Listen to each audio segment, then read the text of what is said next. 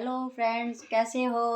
आशा करती हूँ अच्छे होंगे। आपको अष्टमी, रामनवमी और साईं के जन्मदिन की बहुत बहुत शुभकामनाएं। फ्रेंड्स, आज आपने कन्या पूजन किया होगा और कल अष्टमी पे भी कन्या बैठाई होगी। अच्छी बात है, कन्याओं का पूजन करना चाहिए। लेकिन मैं आपको एक सच्चाई बताना चाहती हूँ कि एक हमारा देश ऐसा है जो कन्याओं को पूजता है, और एक हमारा ही देश ऐसा है जो कन्या और लड़कियों पे बहुत अपराध होते हैं। हमारे देश और हिंदू धर्म में 2 बार कन्या का पूजन होता है। आप कन्या 2 बार कन्या का पूजन ना करके उनको सिर्फ 2 ही अधिकार दे दो। एक तो ये कि भ्रूण हत्या करना बंद करो, कन्याओं को जीने का भी अधिकार है। और दूसरा ये कि जितना तुम अधिकार लड़कों को देते हो उसका अगर आप 90 या 75% भी लड़कियों को दे दोगे ना अधिकार, तो उनका कन्या पूजन से तो भला नहीं होगा, लेकिन ये जो अधिकार मिल जाएगा उससे बहुत भला होगा। और ये है कि सबके घर में अष्टमी और नवमी पर हलवा पूड़ी बनते हैं, कन्याओं का पेट भरा होता है। और कन्या फिर सब घर में जाती है और प्लेट भर भर के उसको खाना दिया जाता है, तो वो घर पे आके बेकार ही जाता है।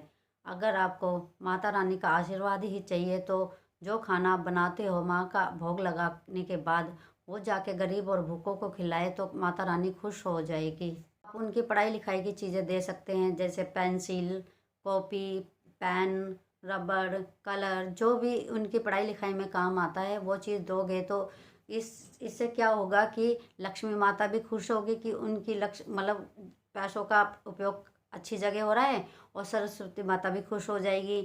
तो आपको तीनों माताओं का, शेरावाली, सरस्वती माँ और लक्ष्मी माता का, तीनों का आशीर्वाद मिलेगा। बस मुझे आपसे यही विनती है कि ये कन्या पूजन करने से पहले ये चीज़ें ज़रूर सोच लीजिए। जानकारी और देनी थी कि आज साईं बाबा का भी जन्मदिन मनाया जाता है। जो साईं बाबा को मानते होंगे उनको ज़्यादातर पता होगा, अगर नहीं पता तो मैं बता रही हूँ।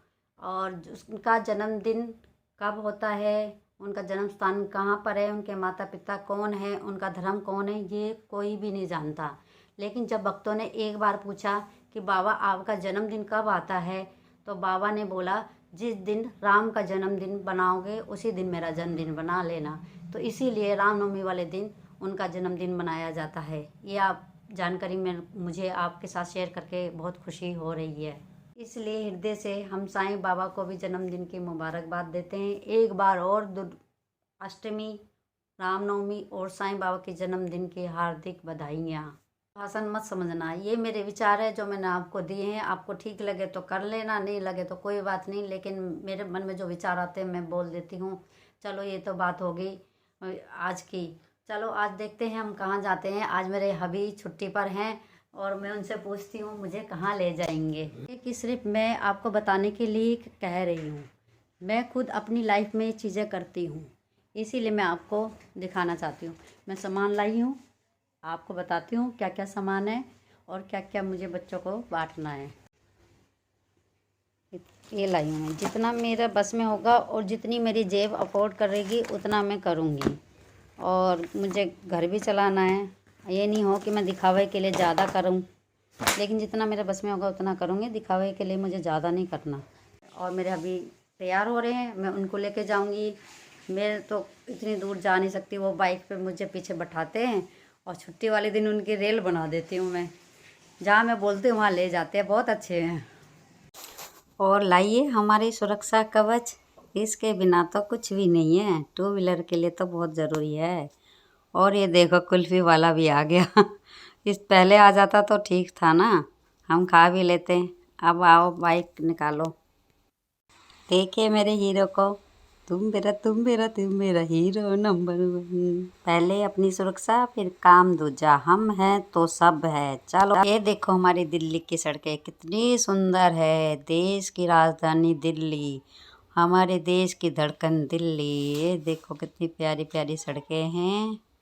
मंदिर में दर्शन करने के बाद हमने जो सामान लिया था, हमने बच्चों को वो सामान दिया, पेन, कॉपी, रबड़, पेंसिल, और बच्चे सामान लेके बहुत खुश हुए।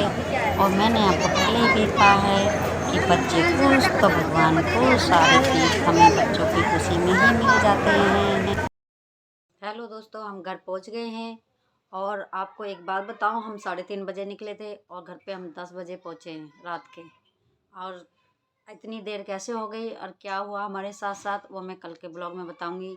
और हमें मार्च के लास्ट में, और जब होली भी निकल गई है, गर्मी स्टार्ट होने वाली थी, दिल्ली में तो हो ही जाती थी मार्च में, कूलर एसी चल जाते थे, तो हमें ये शॉल क्यों ख़रीदना पड़ा वो भी मैं कल के ब्लॉग में बता।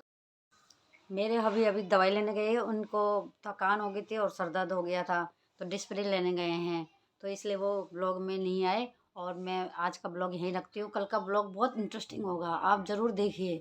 हम कल साईं मंदिर गए थे, लोधी कॉलोनी वाले, क्योंकि साईं बाबा का जन्मदिन था तो उनको बधाई देना तो बनता था।